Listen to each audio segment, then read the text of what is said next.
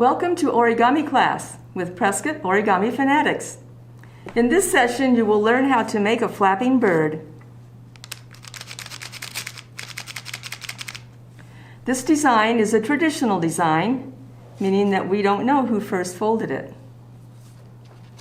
You will need 1 square of paper to make your flapping bird, an 8.5-inch square cut from a sheet of letter paper is fine. If you have pre-cut origami paper, a 6-inch square is best for learning the model.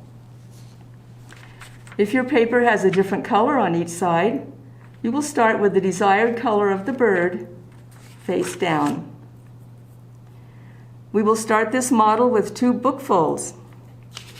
A book fold is when you fold 2 opposite sides together, align the edges and corners, and then crease. Open the paper, rotate 90 degrees, and make another book fold.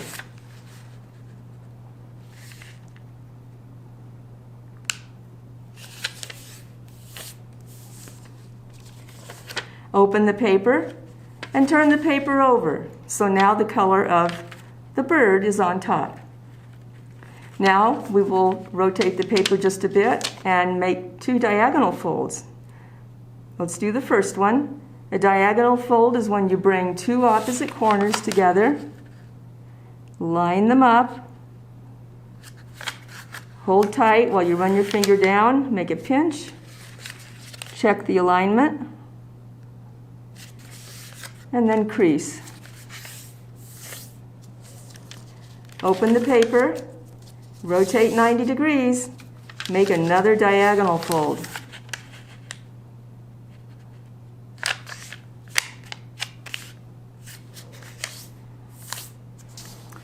Open the paper and push up the center so it looks like a roof. Now notice that you have mountain folds going from side to side and valley folds going from corner to corner. Pinch 2 opposite mountain folds and then pinch the other 2 opposite mountain folds. And you now have 4 flaps. Flatten the model with 2 flaps on the right and 2 flaps on the left. And this is your square base. Reinforce the creases. Notice that the square base is closed on the top, open at the bottom, and each of the 4 flaps has a folded edge on top and 2 raw edges on the bottom side.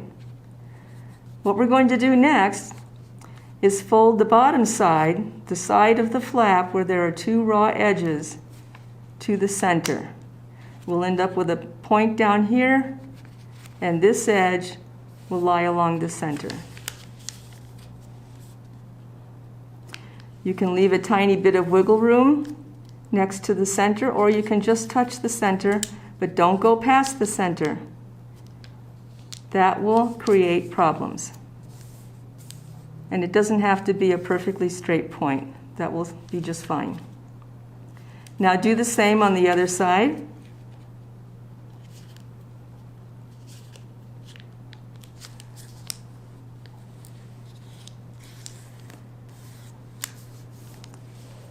So even though these don't look much like cupboard doors, they open and close like cupboard doors, so I call them cupboard doors. So we have our 2 triangular cupboard doors. Now let's turn the model over and fold 2 more of these strange looking cupboard doors, just like the other 2. See if I can get a better point here. Okay, there's the other one.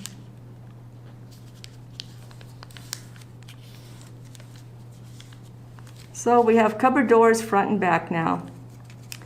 Up on top of the cupboard doors is a big triangle. You're going to fold it over so that the crease goes along those folded edges. And make a good pinch crease at either corner. The center doesn't have to be creased very much. It'll stand up. And now open up the cupboard doors. And these creases need to be softened a little, so give them a little exercise in the other direction. Don't crease them, just a little bit of exercise in the other direction to soften them up a little, because we're going to reverse the creases that are on top. So pick up this single layer. There's a big flap here that's just one layer. Pick up that whole flap and pull it up while holding the bottom. And this part I call the backstop. That tells it where to stop. And as you pull on it, the sides will pull in. Go ahead and push them in. At the bottom here, the creases are already going in the right direction. Up here, we're reversing the creases, so take a little more care to make sure that they close up on those creases. And then you should be able to flatten it into a big, long, skinny diamond. Turn the model over. There's the cupboard doors. Let's make the backstop. Pinch the corners. Open the cupboard doors.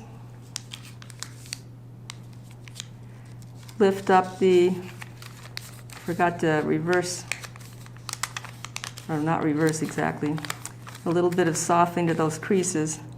And now lift up the big single layer flap. Pull it up and bring in the sides.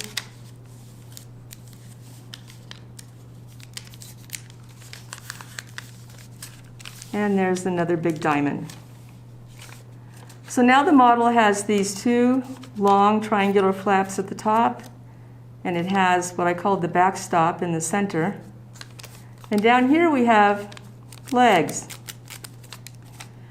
We're going to fold the legs up to make the neck and the tail. So here goes the first one.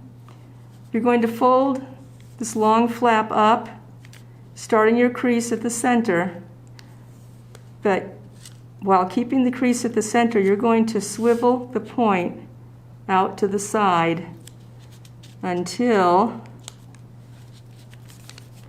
these edges line up. It needs to go a little further down, a little more. That looks pretty good. So you want these edges to align. That's what you're aiming for. Make a good sharp crease. And now we're going to make an inside reverse with this flap. We're going to inside reverse fold it. Fold the flap back down. There's the crease we just made. Give it a little bit of exercise in the other direction. And now notice over on the side here, you have two flaps. If you open them up, you can inside reverse the flap that we just folded up by pulling it up and having it go between those two flaps. There it goes.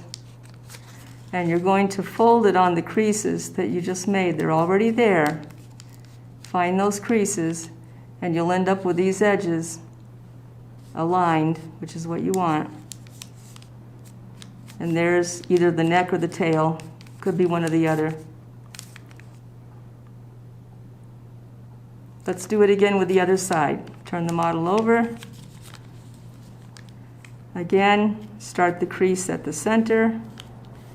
Swivel it out until these edges out here align. That looks pretty good. Crease. Bring the flap down. A little bit of exercise in the other direction. And then open the side and inside reverse the flap.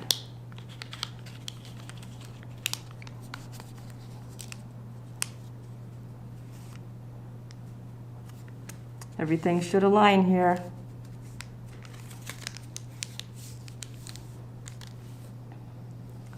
Now let's make the head. I usually pick the side that isn't as neat for the head because the tail is done. So I'll make the head here.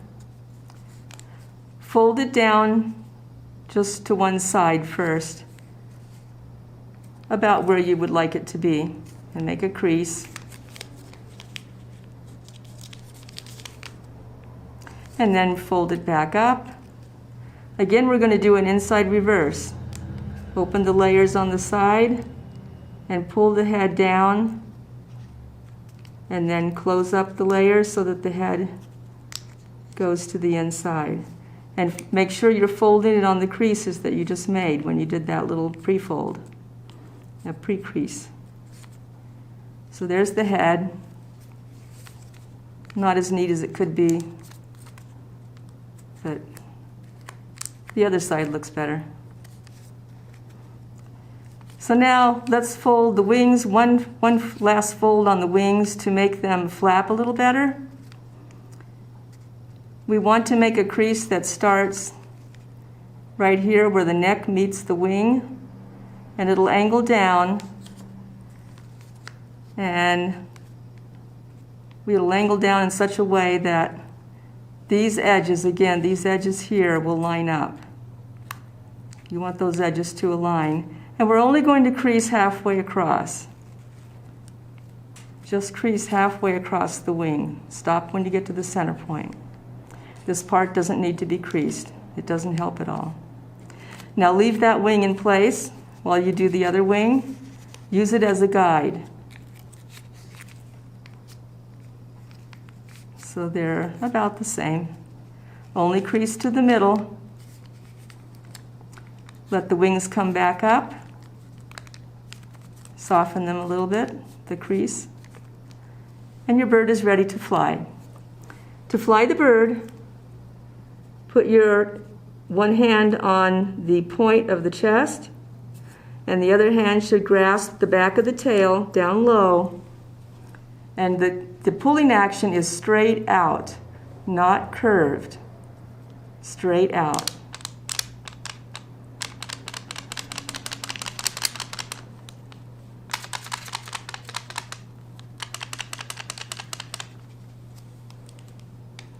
And there's your flapping bird.